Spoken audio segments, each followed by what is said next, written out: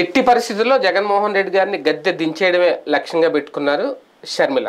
Already మొన్న నగరి కాన్స్టిట్యున్సీలో చేసిన వ్యాఖ్యలు ఇప్పటికీ వైరల్ అవుతున్నాయి.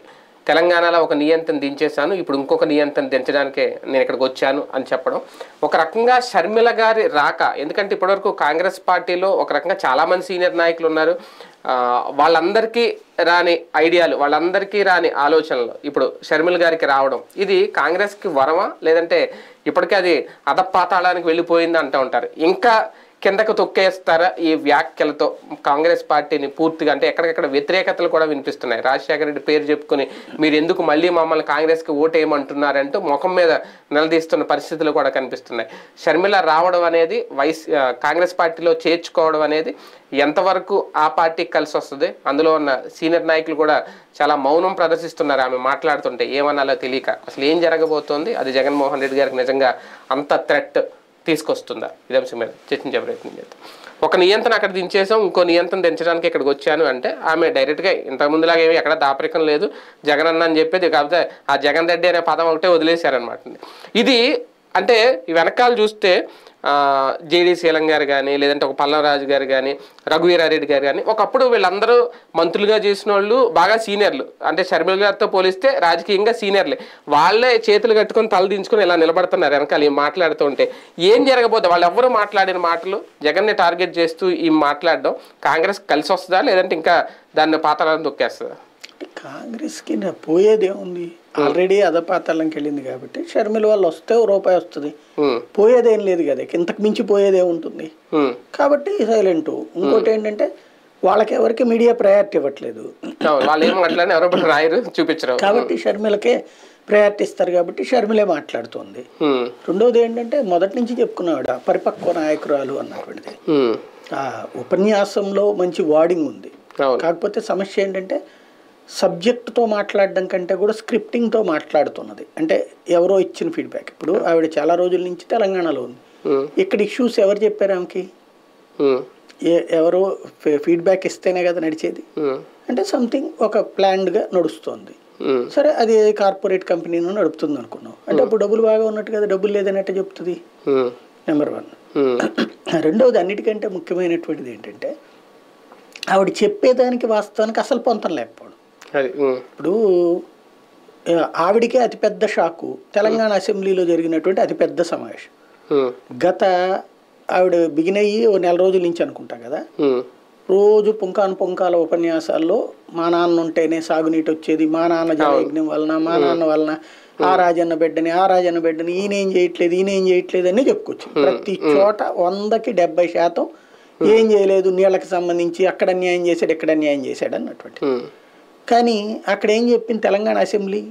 ఈవిడ ఏపీసీసీ చీఫ్, అదే కాంగ్రెస్ పార్టీ అధికారంలో ఉన్నటువంటి తెలంగాణ అసెంబ్లీలో నుంచి రేవంత్ రెడ్డి దగ్గర నుంచి, ఉత్తమ్ కుమార్ రెడ్డి దగ్గర నుంచి, కోమటిరెడ్డి రాజగోపాల్ రెడ్డి దగ్గర నుంచి, బట్టి విక్రమార్క దాకా ఏమని చెప్పారు? అసలు చంద్రబాబు అన్న ప్రస్తావనే రాల. చంద్రబాబు నాయుడు ఉన్నప్పుడు 5 ఏళ్ళు ఉన్నాడు కేసీఆర్, జగన్మోహన్ రెడ్డి ఉన్నప్పుడు 5 ఏళ్ళు ఉన్నాడు. కానీ చంద్రబాబు టైంలో నీళ్లు మనం ఏం బట్టి రాలా వాళ్ళ దగ్గర నుంచి. జగన్మోహన్ రెడ్డి వచ్చినప్పటి నుంచి లాక్కొస్తున్నాం నీళ్లు. ఈ విషయాన్ని ఎవరు చెప్తున్నారు? అసెంబ్లీలో కాంగ్రెస్ పార్టీ చెప్పింది. ఇందులో 2 కోణాలు ఉంటాయి. చంద్రబాబు మీద ఈగ వాళ్ళనీయకుండా కావాలని చెప్పిన రేవంత్ రెడ్డి కాపాడు ఉండొచ్చు. రెండవది చంద్రబాబు టైంలో తీసుకొచ్చుకుని ఉండకపోవచ్చు. మనం నిజంగానే చంద్రబాబు టైంలో ఏం తీసుకురాలి. ఎందుకంటే చంద్రబాబు నాయుడు టైంలో మనం ఎక్కడ పోరాడి సాధించి తెచ్చాం నీళ్లు. వాస్తవంగా పులిచింతల నాకు బాగా గుర్తు, పులిచింతల పోరాటానికి సంబంధించి వీళ్ళందరూ రోడ్లెక్కి పోరాడారో ఉద్యమాలు చేశారో ఇవన్నీ నాకు తెలియదు. కానీ ఆ పులిచింతల నిర్మాణంలో నా పాత్ర చాలా కీలకమైనటువంటిది. ఎందుకు అంటే పులిచింతలకు సంబంధించి 3 దఫాలు నక్సలైట్లు శిలాఫలకాలతో సహా పేల్చేశారు, నిర్మాణాలని తగలబెట్టేశారు. మధ్యలో వెహికల్స్ ఇవన్నీ నిర్మాణ సామాగ్రి ఉంటాయి కదా, అవన్నీ తగలబెట్టేశారు. అట్లా 3 సార్లు ఆపేశారు గతంలో. ఆపితే నేను TV9లో ఉన్నటువంటి సందర్భంలో నక్సల్స్ నాయకుడు సురేష్ అని నల్లమల్ల ప్లాటూన్ కమాండర్ ఉండేవాడు, అతనితో ఇంటర్వ్యూ చేశాను నేను. ఇంటర్వ్యూ చేసినప్పుడు నేను అడిగా, నువ్వు ఉంటుంది నల్లమల్లో, ఈ ప్రాంతానికి సంబంధించినటువంటి తిండి తింటున్నారు మీరు, ఇక్కడ ప్రజలకి ఎట్లా అన్యాయం చేస్తారు మీరు? పులిచింతలు అనేటువంటి స్థిరీకరణ ప్రాజెక్టు ద్వారా ఇక్కడ కృష్ణా డెల్టా ప్రాంతానికి నీళ్ళు వస్తాయి, 4 ముద్దలు తినడానికి అవకాశం ఉంటే దాన్ని ఎట్లా చేస్తున్నారని అడిగితే ఏది 10 లక్షల మంది నాశనం అయిపోతారన్నాడు. చెప్పిన చదువు అని అర్థం ఎవడని అడిగాను నేను. అదేంటి అట్లా మాట్లాడతారేంటి అన్నారు. నేను డైరెక్ట్గా ఇదే ముక్కరిగా అట్లా చెప్పిన చదువురాని అర్థం ఎవడు అంటే మా వాళ్ళు ఎక్స్పర్ట్లు అంటే ఎవరు సగం డిగ్రీ మానేసి వచ్చిన వాళ్ళే కదా మీ దగ్గరకు వచ్చి చేరేది. ఎవడన్నా బుద్ధి బుర్రా ఉన్న ఏ రాష్ట్ర ప్రభుత్వం అయినా ఒక డిపిఆర్ ఇస్తారు, డీటెయిల్డ్ ప్రాజెక్ట్ రిపోర్ట్ అనేది. డీటెయిల్డ్ ప్రాజెక్ట్ రిపోర్ట్ లో ఎన్ని ఎకరాలు మునుగుతుంది, ఎంత మునుగుతుంది అనేది క్లియర్ గా ఉంటది. అంతకు మించి 1 ఎకరం మునగడానికి చేసినా కూడా వాడు జైలు శిక్ష అనుభవిస్తాడు. ప్లస్ అది చిన్నపిల్లల ఆట కాదు, ఒక ప్రభుత్వపు రాజ్యాంగపరమైనటువంటి వ్యవస్థ అది. మీ వాళ్ళకి మళ్ళీ సగం చదువులు మానేసేసి వచ్చేసేసి నక్సలైట్లు మేము దేశాన్ని లోకాన్ని మారుస్తామని చెప్పేటటువంటి వ్యవస్థ కాదు కదా. అంటే అప్పుడు కాసేపు మైక్ ఆపిచ్చి వివరంగా మాట్లాడితే నేను అప్పుడు వాళ్ళలో మీరు ఏ ఏ ప్రాంతాలకు సంబంధించిన వాళ్ళు ఉన్నారు నీ ప్లాటూన్లో చెప్పని అడిగాను. చెప్పాడు అందులో ముంపు గ్రామాలకు సంబంధించిన వాళ్ళు ఉన్నారు అతని నక్సలైట్లలో వాళ్ళ టీంలో వాళ్ళు చెప్తున్నారు అనమాట అతనికి. అంటే వాళ్ళ ఊరు మునుగుతుంది, అందులో 5 ఊళ్ళు పూర్తిగా 6 ఊళ్ళు పాక్షికంగా మునుగుతాయి. ఆ పూర్తిగా మునిగే ఊళ్ళల్లో ఉన్నటువంటి వాళ్ళు కూడా నక్సలైట్ గ్రూపులో ఉన్నారు కాబట్టి వాళ్ళు ఇతన్ని ప్రొవోక్ చేస్తున్నారు, ఇల్లు పగలగొట్టి వస్తున్నారు అనమాట. నేను ఆ మాట చెప్పి ఇది ఎవడైనా సరే ఇప్పుడు ఖచ్చితంగా నష్టం. ఎవడన్నా ప్రాజెక్ట్ అనేటువంటిది ఎవడైనా నీళ్లు నింపకుండా ఒక ఊరు మునక్కుండా ప్రాజెక్ట్ ఎవడన్నా కడతాడు. పోయి మీ నక్సలైట్ల చరిత్రలో ఏదైనా కొత్త ఇంజనీరింగ్ ప్లాన్ ఉంటే చెప్పండి, అది గవర్నమెంట్తో నేనే మాట్లాడతానని చెప్పాను. ఇస్తారు పరిహారం అదంతా ఇవ్వకపోతే తప్పు పడదాము, ఇది ఎక్కడదన్న తర్వాత అప్పుడు అతను మైక్ తీసుకోమని చెప్పేసి నాకు ఇప్పటిదాకా ఉన్న అపోహ తొలగిపోయింది, నేను ఇక పైన పులిచెంతలకు మేము అడ్డుపడం అని చెప్పి హామీ ఇచ్చాడు అతను.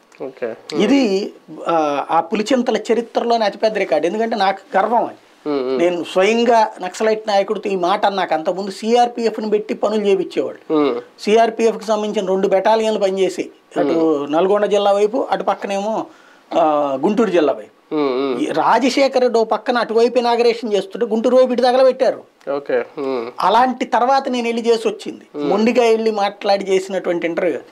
అప్పుడు సురేష్ ఓకే అన్న తర్వాత నుంచి కొన్ని రోజులకి వీళ్ళు తీసేసి చూశారు, చక్కగా పని నడిచింది. ఆ రోజున పని పూర్తయింది. ఆ విధంగా అంత చక్కటి పులిచింతల ప్రాజెక్టుకి 300 కోట్ల రూపాయలు కాంపెన్సేషన్ కోసం ఇవ్వమని, అంటే వాస్తవంగా ముందే ఇచ్చేసాడు రాజశేఖర రెడ్డి అంతా. కేవలం 35 కోట్ల రూపాయల పరిహారం మాత్రమే చివరిలో ఆయన చనిపోవడం తర్వాత ఆగిపోయింది. దాన్ని పులిచింతల ప్రాజెక్టు ఇనాగరేషన్ చేస్తే రాజశేఖర రెడ్డికి పేరు వస్తుంది, రోషయ్య గాని కిరణ్ కుమార్ రెడ్డి హయాంలో కాంగ్రెస్ అధిష్టానం చేయనీల. కానీ పూర్తయిపోయింది ప్రాజెక్టు. కేవలం 35 కోట్లు నిర్వాసితులకు పరిహారం చెల్లించాలి. ఆ 35 కోట్లు ఇవ్వకుండా 5 ఏళ్ల పాటు చంద్రబాబు నాయుడు ఆపేశాడు. ఎంత దుర్మార్గం అంటే పట్టిసీమ ఎందుకు కట్టారు? కృష్ణా డెల్టాకి స్థిరీకరణ. అంటే కృష్ణా డెల్టాలో ఏడాదికి ఇదివరకు 2 పంటలు పండేది, 1 పంటకే నీళ్ళు, అది కూడా ఇన్ టైంలో రావట్లేదు కాబట్టి దాని స్థిరీకరణ. అసలు పులిచింతలు కట్టించింది స్థిరీకరణ కోసం. ఇందులో గోదావరి నీళ్ళు ఇందులో పోసి అదే కృష్ణా డెల్టాని స్థిరీకరిస్తామన్నారు. ఎంత పోసారు దానికి? 700-800 కోట్ల రూపాయలు. 30 కోట్లు ఇస్తే అయిపోయేదానికి 700-800 కోట్లు పెట్టి వీళ్ళు పట్టిసీమ కట్టారు. అంటే వీళ్ళ రాజకీయాల కోసం జనాలు ఎట్లా దోచుకు తింటారు అనడానికి సజీవ సాక్ష్యం. పట్టిసీమ కట్టడాన్ని నేను తప్పు పట్టను, కానీ సమస్య ఏంటి? అసలు పులిచింతలు ఉండగా పట్టిసీమ కట్టారు. పులిచింతలు పెట్టిందే స్థిరీకరణ ప్రాజెక్ట్. ఎందుకు అంటే మనకి రాయలసీమలో పోతిరెడ్డిపాడు దగ్గర అవన్నీ అవతలకి పోసేసుకుంటారు కదా నీళ్లు, కృష్ణా డెల్టా హక్కును అవతలకి తీసేసుకుంటారు కాబట్టి దానికోసం. అయితే పట్టిసీమ ఒకందుకు మంచిది ఏంటంటే రేపొద్దున ఇక పర్మనెంట్ గా కృష్ణా డెల్టాకు వచ్చే నీళ్ళని అటు తీసేసుకోవచ్చు. ఆ విధంగా ఉపయోగపడుతుంది ఇటు నుంచి గోదావరి నీళ్లు వాడుకుంటే కదా. పట్టిసీమ ఏంటంటే పైన వరదలు వచ్చినప్పుడు నీళ్లు స్థిరీకరణతో పాటుగా మధ్యలో బుడమేరు, రామిలేరు, తమ్మిలేరు ఇట్లాంటి వాగుల నుంచి వచ్చే నీళ్లను కూడా స్థిరీకరిస్తుంది. 45 TMCల నీళ్ళు అక్కడ స్టోర్ ఉంటుంది అన్నమాట. ఇట్లాంటి సిస్టమ్స్ అన్నది ఆనాడు ఉన్నాయి. అట్లాంటి దాని గురించి మీకు ఏమి సబ్జెక్ట్ లేదు, ఏ నాలెడ్జి లేదు. ఒకటి గుడ్డేది సేలో పడ్డట్టు మాట్లాడేస్తుంది. సాగునీటి ప్రాజెక్టులు ఏం అవ్వలేదు. అక్కడే వెలుగువాడు ప్రాజెక్టు మొన్ననే టన్నెల్స్ కూడా పూర్తయినాయి. ఇప్పటికి 3 ప్రాజెక్టులకు సంబంధించిన ఇనాగరేషన్. అంటే ఇప్పుడు ఈమెకు తెలియదు, నా పాయింట్ అదే నేను అడగాలనుకుంటున్నాను. ఈమెకు తెలియదు, ఇప్పుడు చుట్టుపక్కల ఉన్న సీనియర్లు ఆమె చుట్టూ ఈమె కన్నా సీనియర్లు రాజశేఖర రెడ్డి హయాంలో మంత్రులుగా పనిచేసిన వాళ్ళందరూ వాళ్ళు కూడా ఎందుకు మాట్లాడట్లేదు? కనీసం వాళ్ళైనా ఈమెకు చెప్పట్లేదా? నేను అడిగేది. ఎందుకు చెప్తారు? వాళ్ళు అపోజిషన్ లో కదా ఉంది. వాళ్ళు జగన్ బాగా మంచి చేశాడని ఎట్ట చెప్తారు? వాళ్ళు చెప్పకూడదని కదా వాళ్ళకు ఉండేటువంటి ఫీలింగ్. ఇంకోటి వాళ్ళకంటే కూడా ఈవిడ మాట్లాడుతుంటే జగన్ కాస్త తొందరగా నాశనం అవుతాడు కదా అనేటువంటి ఫీలింగ్ లో ఉంటారు కదా బేసిక్ గా. వాళ్ళు ఎందుకు చెప్తారు? ఎవడైనా పని చేశాడని చెప్తారా? కాంగ్రెస్ పార్టీ కోరుకుంటుందా జగన్ ఒక నియంతనో జగన్ గద్దె దించాలను? ఓన్లీ షర్మిల కోరుకుంటున్నారా? షర్మిల కోరుకుంటోంది. బేసిక్ గా చంద్రబాబు నాయుడు కనుక మోడీని నేను గద్దె దించుతానన్నట్టు, లేకపోతే కనుక నియంత్రణలు మేము మార్చేసాం అని చెప్పినటువంటి తరహాలో ఇప్పుడు సేమ్ చంద్రబాబుకి షర్మిలకి ఏం తేడా లేదు. వార్డింగ్ లో అహంకారపూరిత స్వరం, అబద్ధాలకు సంబంధించినటువంటి వల్లె వేయటం, అబద్ధాలనే పదే పదే ఒక అబద్ధాన్ని నిజమని నమ్మిస్తారు వీళ్ళిద్దరూ కూడా. ఇప్పుడు నేను చాలా రోజులు మనం చెప్పుకుంటుంటే వెంటనే జగన్మోహన్ రెడ్డి సూట్ కేసు అని వాగే కోతలు కూసేటువంటి వాళ్ళు ఉన్నారు. కానీ ఇప్పుడు తెలంగాణ అసెంబ్లీ వేదికగా కాంగ్రెస్ ఎందుకు చెప్పింది? మనం ఎప్పటి నుంచి చెప్తున్నాం సాగునీటి ప్రాజెక్టులో పెద్ద గేమ్ ఆడుతున్నాడు జగన్మోహన్ రెడ్డి. అటు వాస్తవంగా జగన్ని వాడుకుందామని కేసీఆర్ ప్రయత్నిస్తే కేసీఆర్ని వాడుకోవడం ఏం చేశాడు జగన్ కూల్గా. పోతిరెడ్డిపాడు పక్క 45,000 క్యూసెక్కులకు సంబంధించి రాజశేఖర రెడ్డి టైంలో చేస్తే ఇతను 96,000 క్యూసెక్కులు. నేను అసెంబ్లీ వేదిక చెప్పాడు కదా, అది రాయలసీమ ఎత్తిపోతల పథకం అనేటువంటిది జగన్మోహన్ రెడ్డి వచ్చాక స్టార్ట్ చేయించింది. చంద్రబాబు నాయుడు ఆ మధ్యన గొడవ జరిగింది ఏంటి అక్కడ పొంగనూరు దగ్గర, సాగునీటి ప్రాజెక్టులు కృష్ణ నీళ్లు అటుకి పొంగనూరు వైపు షిఫ్ట్ చేసేస్తున్నాడు కొత్త ప్రాజెక్టులు. దాన్ని ఎవరు ఆపిచ్చారు? చంద్రబాబు ఆపిచ్చాడు. ఎన్జీటీలో కేసేవి, ఎన్జీటీలో ఉన్నా సరే వీళ్ళు పనిచేస్తున్నారని రాధాకృష్ణన్ను రామోజీరావు రోజు అడ్డకోలు కారుకూతలు రాస్తున్నారు. ఎన్జీటీ ఏంటి వాళ్ళ అబ్బ సొత్త. ఇక్కడ పర్యావరణం పేరుతో ప్రాజెక్టులను ఆపేసుకుంటే గనక అడుక్కు తినాల, అడుక్కు తినేలా చెయ్యాలన్న ఈ దరిద్రం ఇక్కడ. అంటే ఇక్కడ ఎవరి పక్షాన ఉంటుంది ఈ అమ్మాయి షర్మిల? అదే కదా, ప్రాజెక్టులు ఆపాలనుకునే వాళ్ళ పక్షాన మాట్లాడుతుంది, అవ్వలేదని చెప్తుంది అవిన వాటికి సంబంధించి. ఇప్పుడు ఇంకొకటి ఏమంటది ఈవిడ, కాంగ్రెస్ వస్తే చేస్తుంది, కాంగ్రెస్ వస్తే చేయకపోబట్టినే కదా రాజశేఖర రెడ్డి చేయాల్సి వచ్చింది. జలయజ్ఞం ఎవరి ప్రాజెక్టు? రాజశేఖర రెడ్డి కాంగ్రెస్ తరపునే చేశాడు, కానీ అంతకుముందు కాంగ్రెస్ చేయలేదే. మరి అదే తర్వాత వచ్చిన కాంగ్రెస్ చేయలేదే. ఇప్పుడు మధ్యలో వచ్చినటువంటి కేసీఆర్ వాడుకున్నాడే దాన్ని, ఎందుకని చేయలేకపోయారు సుదీర్ఘకాలం పాటు? ఇంకోటి విభజన హామీలు ఎవడు రాశాడు? హామీలు కాంగ్రెస్ పార్టీ. హామీ ఏంటి? చెప్పుచ్చు కొట్టక హక్కు ఇవ్వాల్సింది పోయి హామీ ఇచ్చేదేంది? హామీ అంటే ఏంటి? ఇవాళ నేను చేయండి రేపు వస్తే చేస్తాను, దాన్ని హామీ అంటారు. హామీ ఇవ్వడం ఏంటి అసలు? నువ్వు 10 సంవత్సరాలకు ముందు రాష్ట్రం విభజిస్తానని చెప్పినోడివి, ఓ రాజధాని ఇవ్వలేదు, ఒక రాజధానికి డబ్బులు ఇవ్వలేదు. అసలు రాజధానికి డబ్బులు చట్టంలో లేదు, రాజధానికి డబ్బులు చట్టంలో రాయలా. ఇదిగో ఆంధ్రప్రదేశ్లో రాజధాని ఏర్పడాలా, 50,000 కోట్ల రూపాయలు కేంద్రం నుంచి ఇవ్వాలా, చట్టం ఏడాది ఉందాడా? రాజధాని ఏర్పాటు చేసుకోవాలి ఆంధ్రాకి, దానికి కావాల్సినటువంటి వనరులు సమకూర్చాలి. ఎంతలోనే ఏముంటుంది అప్పుడు ఏం లెక్కేస్తారు?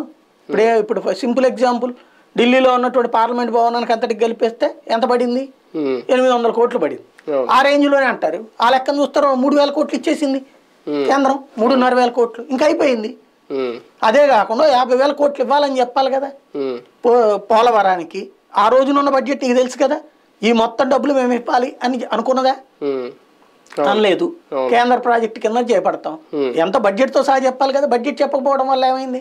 బడ్జెట్ పెరిగినప్పుడల్లా తతంగం అవుతుంది. ఈ ఆంధ్రప్రదేశ్కి ప్రత్యేక హోదా అవసరం ఉంది అని ఆమె భావిస్తున్నారా? ఎందుకంటే ఆమె అన్న మాట, మెట్టింటికి కష్టం వచ్చింది కాబట్టి అక్కడికి వెళ్ళాను, నియంత్రణ దించేశాను, ఇప్పుడు నా పుట్టింటికి కష్టం వచ్చింది, హోదా చాలా అవసరం, జగనన్న గారు మీరు ఎందుకు తేలేదు, మేము ఇస్తామంటే ఏంటి దాని అర్థం? ఎట్లాగూ జనం పట్టించుకోవట్లేదు ప్రస్తుతం, అర్థం కాని సబ్జెక్ట్ కాబట్టి దాని గురించి ఎంత మాట్లాడినా పర్లేదు అంతే. హోదా అన్నది ప్రజలకి ఏం అర్థమైంది? దొంగ మాటలే అర్థమైనాయి, వీళ్ళందరూ చెప్పిన దొంగ మాటలే అర్థమైంది. హోదా అంటే ఏదో కోట్ల డబ్బులు వచ్చేసి పడిపోతాయి, ఏదో అందరూ వచ్చేసి ఇండస్ట్రీస్ పెడతారు. నేను ఇంత ముందు కూడా చెప్పాను, హోదా అనేటువంటి దానికి సంబంధించింది పచ్చి అబద్ధాలతో చల్సాన్ లాంటి వాళ్ళు ఆడిన నాటకంతో అదే నాటకాన్ని వీళ్ళు కొనసాగిస్తారు. వాళ్ళు సగం నాలెడ్జ్తో పావు నాలెడ్జ్తో వాళ్ళు మాట్లాడతారు, దాన్నే బేస్ చేసేసుకుని వీళ్ళు చెప్తా ఉంటుంటారు అంతే. అంటే కాంగ్రెస్ పార్టీ కమిట్ అవుతుందనా ఇవి చెప్తుంది, హోదా ఇస్తాం మేము వస్తే? అదే ఉంది కదా, కాంగ్రెస్ పార్టీ మేము వస్తే ఇస్తాం చచ్చేది లేదు.